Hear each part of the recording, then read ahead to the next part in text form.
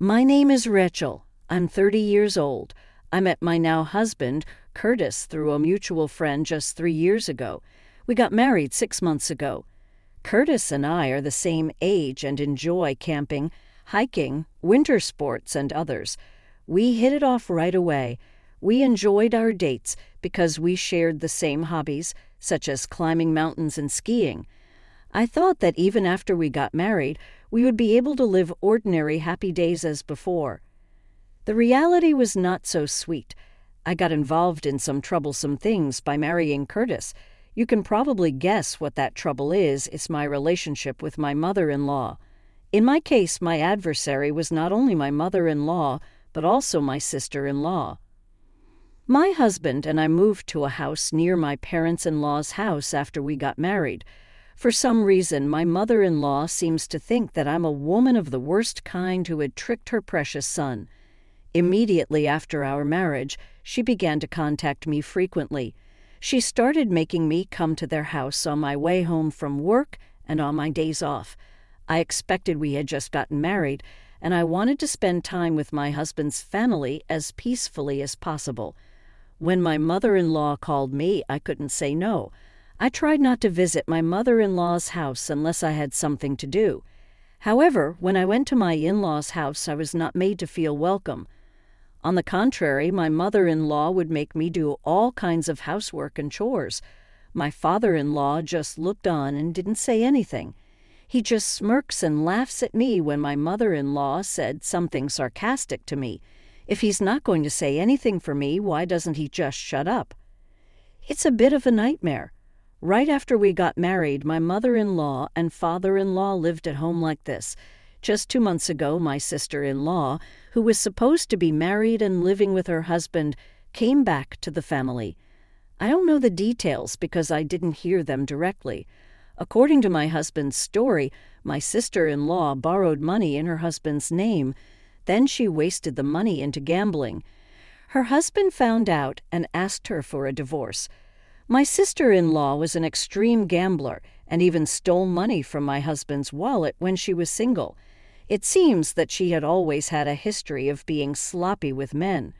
She said it was a miracle that she was able to get married. My husband felt that he could finally distance himself from her. My parents-in-law seemed to love my sister-in-law. Objectively speaking, my sister-in-law was 100% to blame. Her parents were happy to accept my sister-in-law who came back to their house. Not only that, they told my sister-in-law a lot of bad things about me.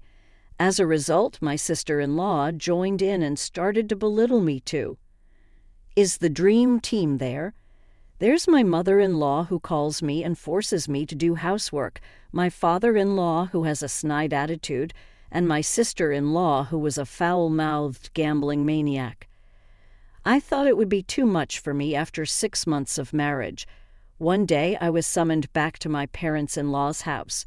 My mother-in-law knew that I was off work that day. "You're just lounging around at home anyway, aren't you?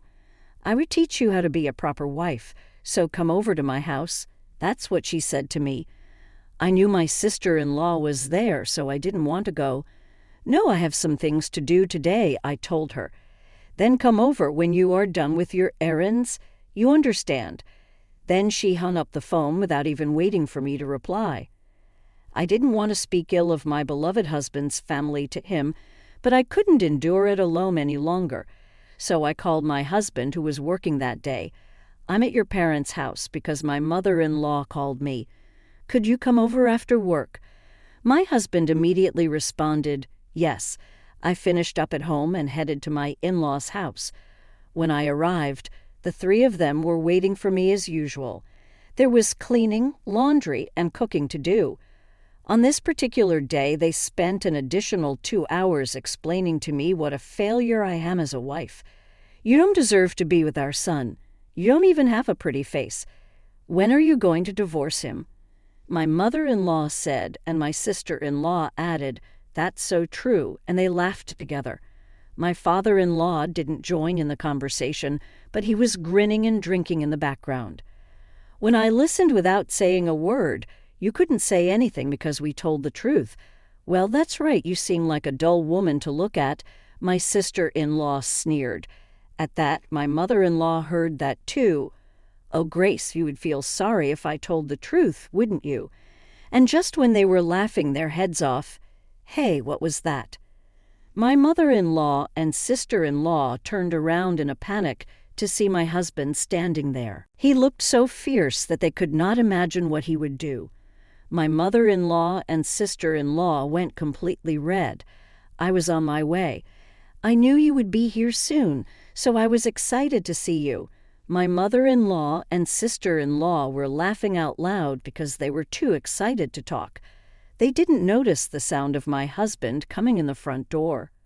What? Curtis, since when? I've been listening to you since a while ago. I never thought my mother and sister would say such terrible things to Rachel, my husband said with a cold look in his eyes. When my sister-in-law and mother-in-law found out that my husband had heard the whole thing, their faces turned pale. No. Yes, it was just a little joke. They were desperately trying to make excuses. Their panic was more than I had imagined. I almost laughed a little myself, but my husband didn't take their excuses seriously. You have been hurting Rachel like this, haven't you? And for the record, Dad, you're just as guilty. I have truly failed you both. Don't ever contact me again, except for weddings and funerals.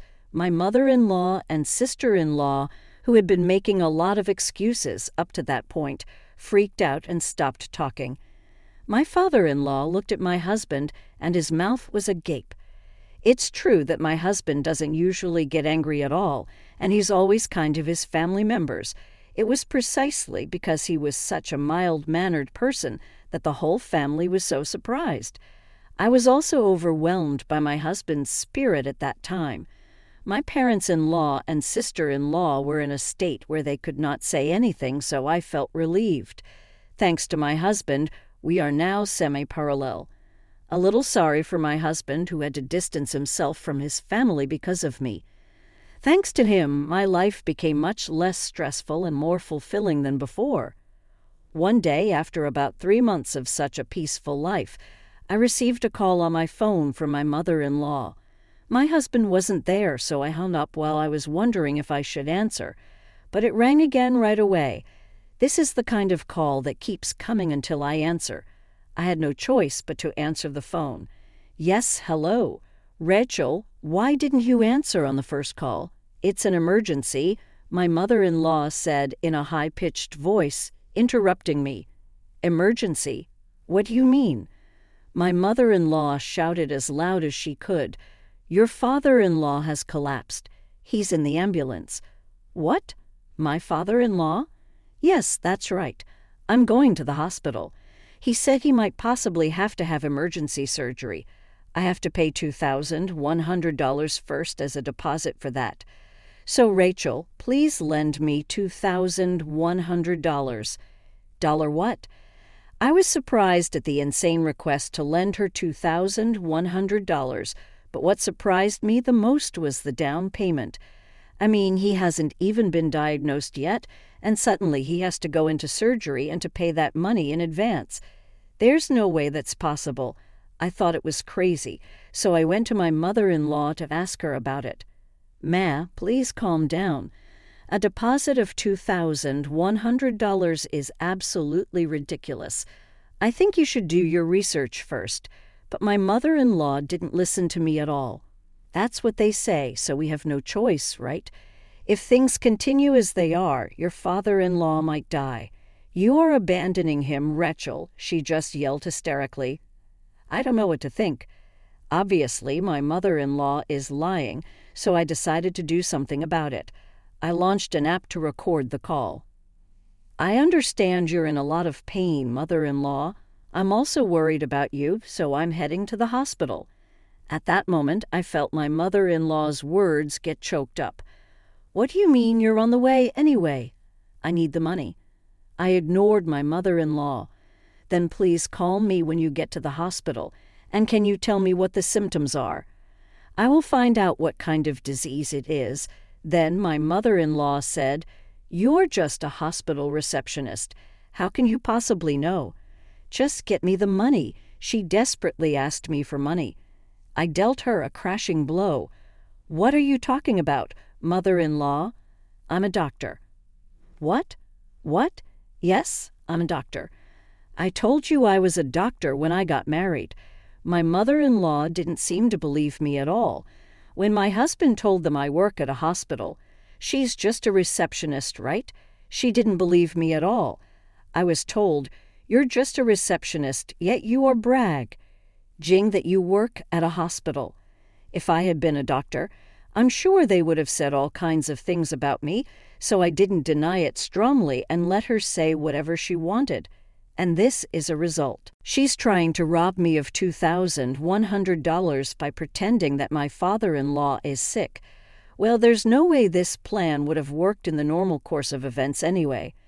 The safety of my father-in-law is my first priority right now. Please tell me his symptoms, then I will call my hospital and let them know. If you tell the paramedics to bring him to my hospital, I will have the test done right away, and you don't need to pay any deposit. My mother-in-law finally believed that I was a doctor. She stopped saying anything. Can you hear me, Marjorie? Hello? Margie? Hello. With that, the phone rang off the hook. I knew it was a lie. I had a message from my husband that he was on his lunch break. I called him up and explained to him about my mother-in-law's performance in the content of the contrivance. Oh, my mother did that. My husband was so mad at her that he honestly thought she was crazy, so I'm thinking I'd like to get back at them a little bit. I explained my revenge plan to him. Great, go ahead, do it, and with his permission, I decided to give my mother-in-law and her family the best revenge present. Then I called my in-laws who live relatively close to me. I got a call from my mother-in-law saying that my father-in-law had fallen ill. I can't head over there right away, so can you head over to your in-laws' house for him? I told them with an air of sincerity, and then, of course, everyone was like, "Oh, really? I'll head over there now. I'm on my way." A few moments later, I got a message from my husband. They're all gathering at my parents' house because of Rachel's phone call, he said. Rachel's lies were confusing everyone, and they were starting to get angry. And that's when I found out what was going on. At about the same time, I got a call from my mother-in-law. "Rachel, come over to my house right now." I went to my parents-in-law's house and found not only my mother-in-law and father-in-law, but my sister-in-law as well as my in-laws who had not contacted. As soon as she saw me, "Hey, Rachel, what's going on? You can just tell everyone that your father has fallen. It's so annoying," she yelled at me. My sister-in-law followed my mother-in-law's lead. "Yes, it's so rude to tell people that your father is fine." She glared at me like that. The other in-laws also seemed to be angry with me. One after another, they started saying bad things about me. Then my husband arrived. After making eye contact with me, "Hey, Rachel, what do you mean my dad's fine?" He said, and he did a great job of it. "I'm not lying. Your mother called me to tell me that your father had fallen ill. She asked me to lend her money because she needed $2,100 for a security deposit. I told them honestly. Then my mother-in-law and sister-in-law said, 'How could you say that?' And they laughed like fools. My sister-in-law also insisted that there was no reason for my mother-in-law to do such a thing. To top it all off, my mother-in-law said, 'I can't have a daughter-in-law who is a liar. I'm sorry, but I will make you divorce my son,' she said with a triumphant look on her face. I stood up and said, 'Can you say that after hearing this?' I started up the app that recorded my conversation with my mother-in-law and played it back. I'm going to the hospital, and he might have to have emergency surgery. I have to pay a deposit of $2,100 for that. As my mother-in-law's voice started playing on my phone, my mother-in-law turned blue. There was no way my in-laws could have misheard my mother-in-law's voice. My father-in-law's brother asked, Hey, what's this all about?" My mother-in-law and her family, in a low voice, said, "Well, this is..." My husband, who had remained silent until then, spoke up. "Guys, Rachel has been bullied by my mom and my sister for a long time." They didn't even believe that Rachel was a doctor, and they went to this ridiculous length. I just wanted to let you all know what these people are really like today, and that's what me and Rachel came up with. I'm sorry I dragged you into this when he said that everyone's anger immediately turned to my in-laws and sister-in-law. My sister-in-law looked like she was about to cry. "Oh, I really need the money. I'm in debt, and I can't get my head around it." That's what she complained. But that doesn't mean this kind of fraud is allowed. My in-laws are saying, "Insulate us. Don't ever contact us again." With these words, they left my parents-in-law's house. Eventually, my husband said, "I'm not going to have anything to do with you people ever again. You don't even have to invite us to your weddings or funerals. Goodbye." With that, he left his parents' house. Since then, my husband and I have not answered even once when we were contacted by my in-laws. We have ignored all phone calls and emails.